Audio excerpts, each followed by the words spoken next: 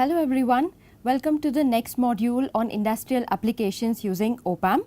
Today let's study temperature compensation using the basic model. Like I already mentioned, where do you place the temperature compensation and how does it affect the bridge and your resistance becomes important.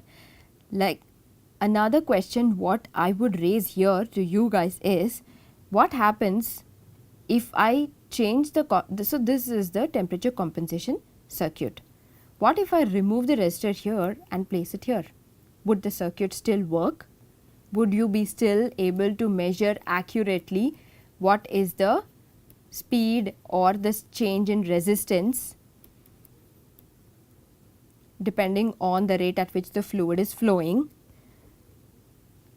So this is a brainstorming session where you have to go ahead and look, what if I remove my temperature compensation from this to this, would your circuit still work? Would the feedback be more appropriate? Would it be cumulative? So how does it work? So this I leave it to you and understand why the temperature compensation has been placed here if this becomes my heater, or in our case is the PT 100. So another important factor is when I always talk about convection. I hope you know the term, I hope you understand what is the meaning of convection. So it is the rate at which the heat is being transferred to the medium. So the cooling effect as air flows through the resistor. So there is some sort of a cooling effect which happens and heat tends to move in the direction of the fluid. So that cooling effect is called convection.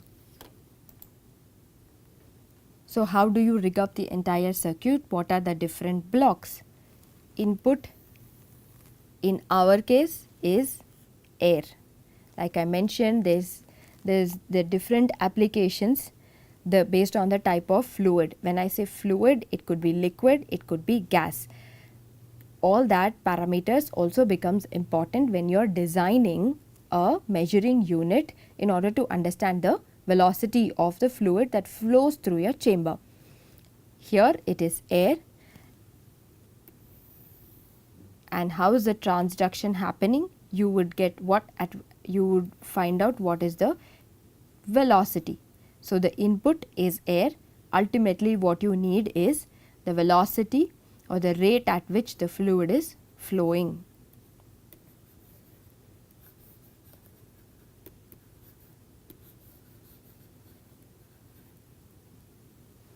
And what goes into the operational block? Here heat controller and source.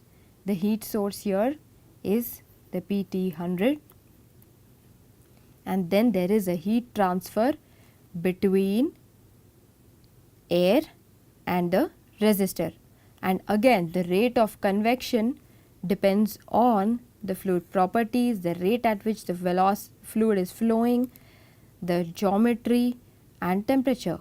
Say I am using a pipe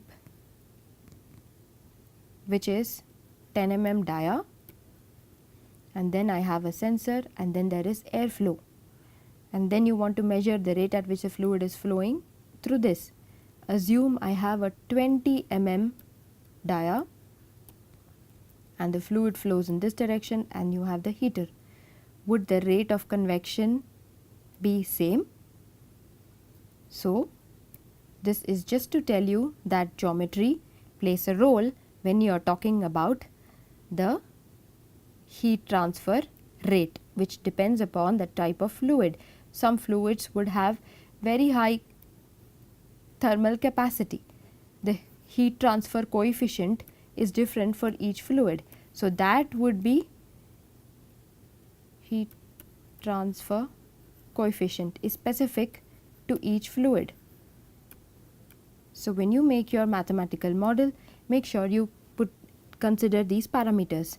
The velocity at which the fluid is flowing, it cannot be the same 1 meter per second, 10 meter per second. The rate of fluid varies, the amount of convection varies, R varies, temperature varies. So all of this has to be considered, the geometry, temperature.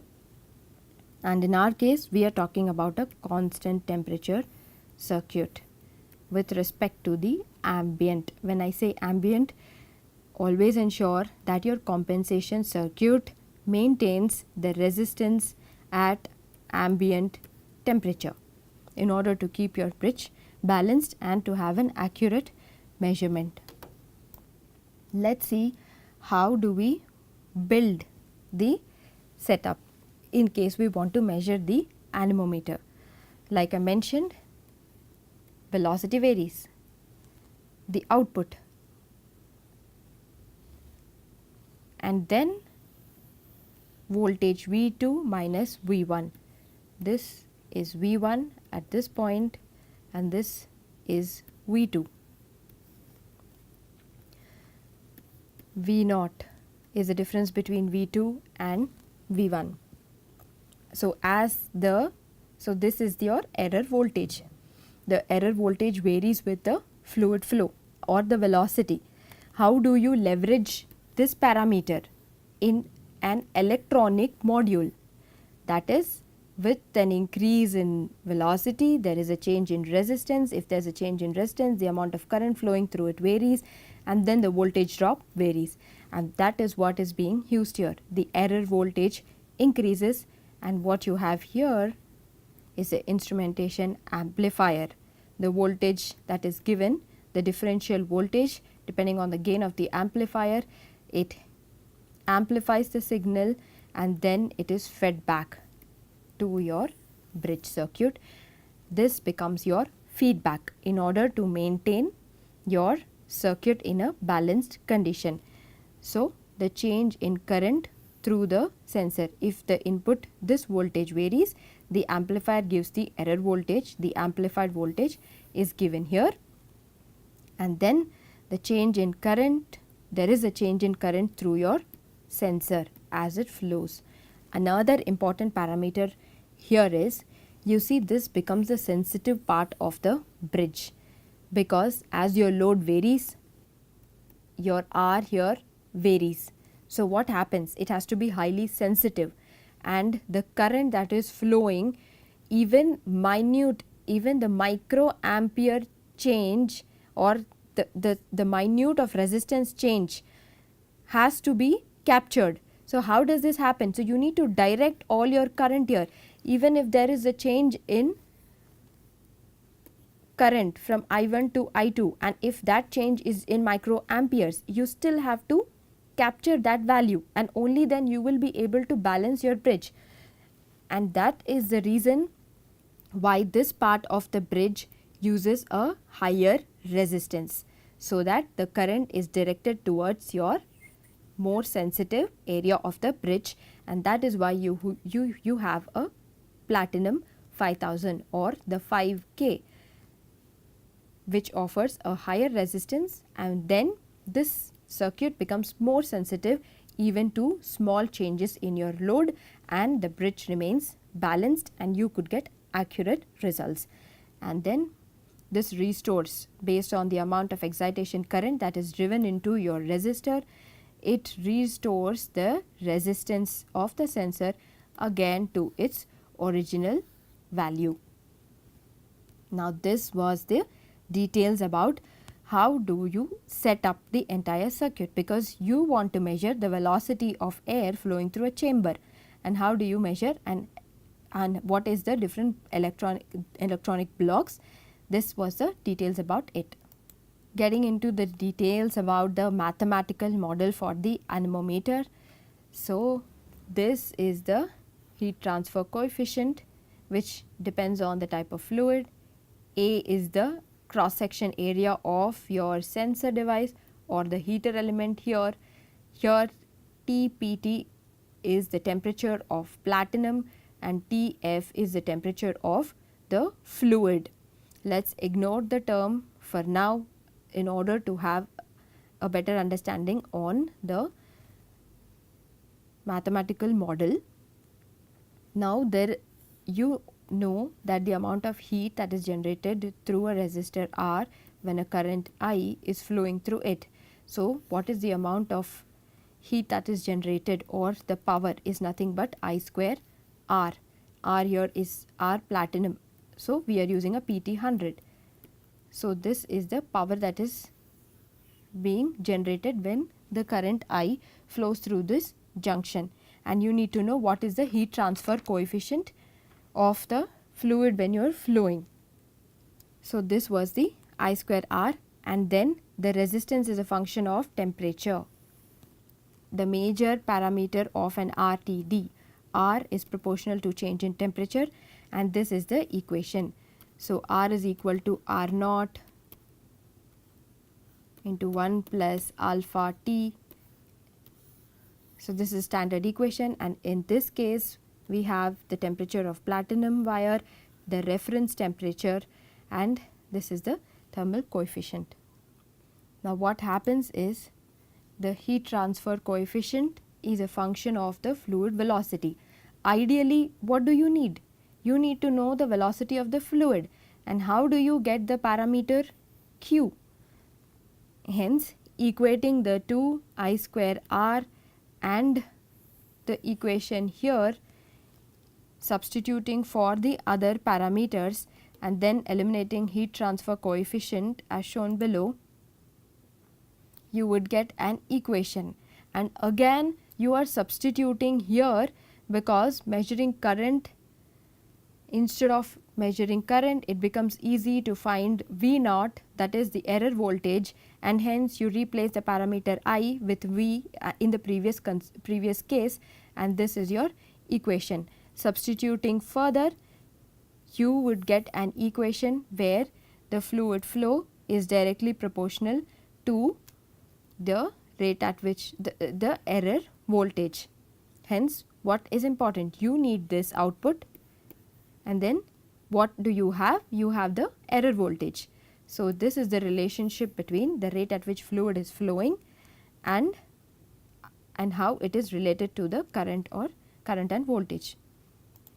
Like I mentioned, the resistance offered by the platinum sensor is given by R is equal to R naught 1 plus alpha T, the standard where R naught is 100, platinum PT 100. So, it is 100 ohm at 0 degree Celsius, and the thermal coefficient of platinum is 0.00385 per degree Celsius per ohm. So, these are the parameters which you have to consider. For our case, we are using platinum 100. So, make sure you identify what are these parameters when you are substituting them in your bridge circuit. Now, the velocity measurement, like I mentioned, the two methods, constant current, constant temperature, and here we focus on the constant temperature measurement.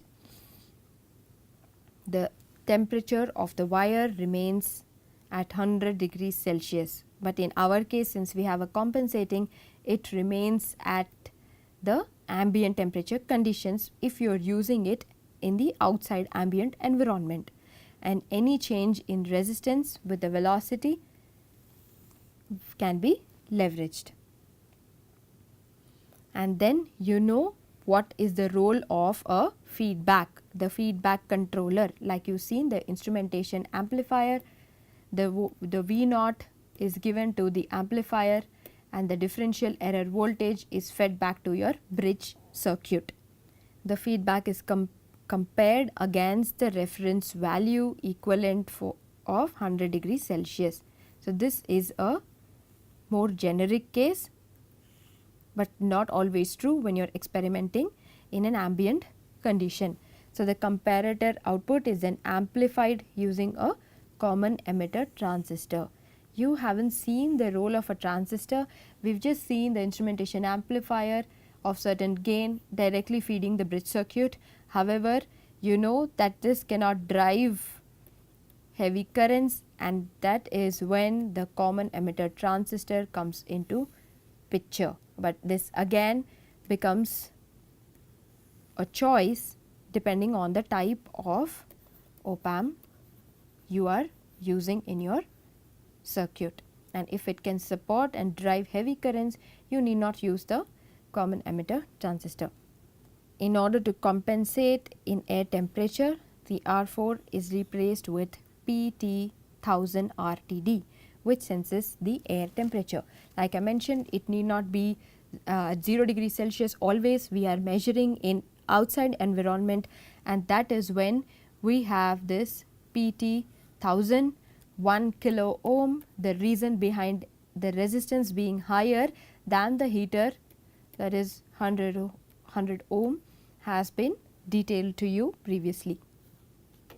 So, the compensatory circuit what we would be using is here is a PT 1K, or it could even be a PT 5000 RTD. So, this is the final circuit. The bridge circuit here, this would become your heater, the temperature compensation circuit, the difference in error voltage being given to the instrumentation amplifier here, and then the amplified signal is fed through your transistor and then given back in order to maintain the difference between the two voltage to minimal. Let's discuss more about how can you rig up this circuit. Let's see how the different parameters, the change in resistance and the change in temperature, the rate at which the fluid flow, all of this affects the V naught in the bridge circuit by rigging up this, simulating this, and then rigging the entire circuit on the board. And let's experiment and get a hands on of how the anemometer can be used to understand the rate at which the fluid is flowing, that is the velocity of the fluid. So, this was the basics about what is RTD and how is it different from thermocouple, and what should be the resistance, where does the compensatory circuit goes, and what are the different types of anemometer, and how we can get into the details of the constant temperature anemometer in our next module. Thank you.